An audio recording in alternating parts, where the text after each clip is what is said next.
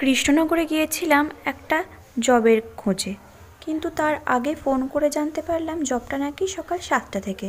তাই জন্য সেই জবটায় আর আমার যাওয়া হলো না।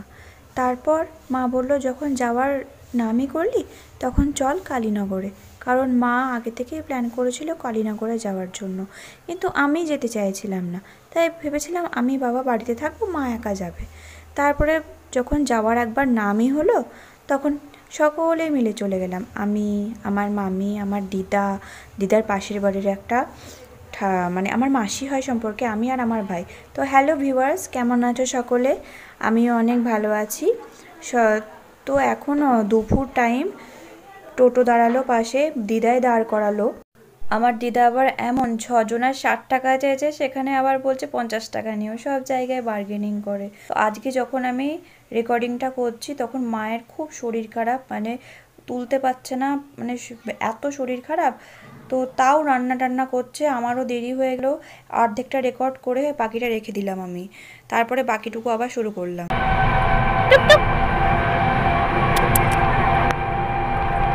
কিছু বলো, কিছু বলো, ফ্লাইং কিস দাও, কিছুটা হাই হাই বলো।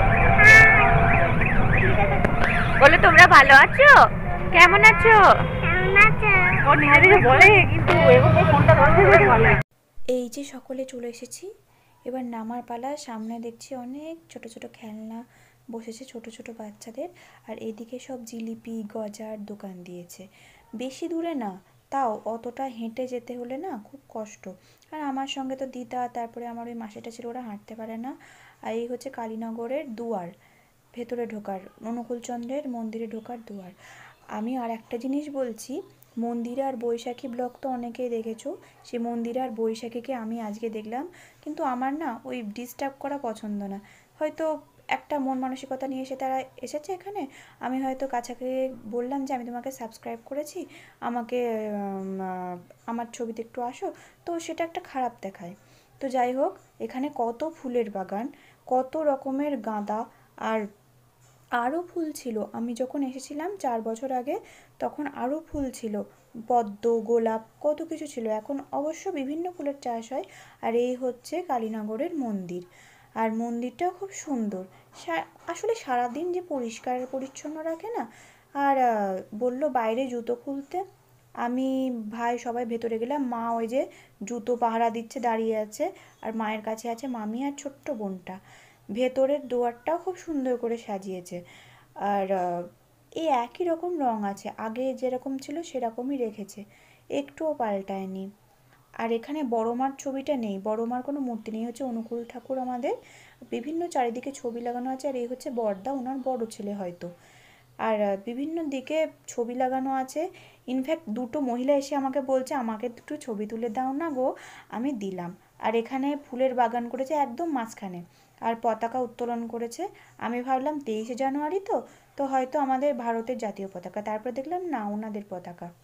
আর আমার এই যে মামার মেয়ে, মাকে এক বিন্দুর জন্য ছাড়ছে না, ওর মায়ের কাছে যাচ্ছে না, আমার মাকে নিয়ে টানানি করে। প্রচণ্ড পিসি ভক্তি ওর, পিসি ছাড়া কিছু বোঝে না ও।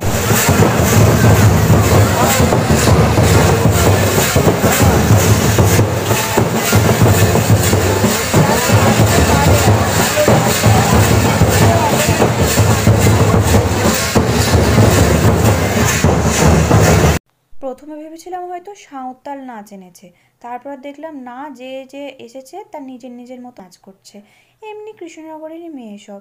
তারপর মা বলল যে তাড়াতাড়ি আয়, নইলে খাবার পাবি না। ও দেখ, প্রচুর ভিড় হয়ে গেছে। আজকে অবশ্য খিচুড়ি খাবো বলে এসেছিলাম, কিন্তু খিচুড়ি হয়নি, হয়েছে ডালিয়া।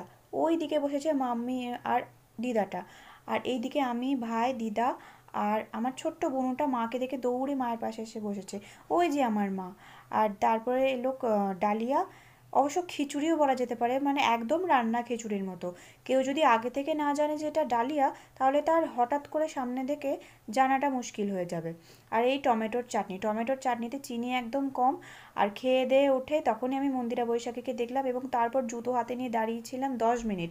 মাকে 4বার ফোন করা হয়ে গেলো, মা কোথায়, মামুনি আলাদা, এদিকে আমি আলাদা। আমি এত ফোন করছি তবু পাচ্ছিলাম না, মানে এত রাগ হয়ে গিয়েছিল, মা ফোনও দেখতে পাচ্ছে না আর আমি জুতো হাতে নিয়ে দাঁড়িয়ে আছি মায়ের, মা জুতো খুঁজতে গিয়েছে, কি একটা অসুবিধা হলো।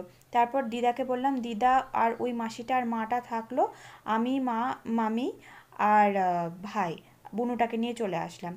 তো কালীনগরের ব্লগটা এই অবধি থাকলো। টাটা বাই বাই, সকলে ভালো থেকো, আবার পরের বছর যদি আসি দেখা হবে।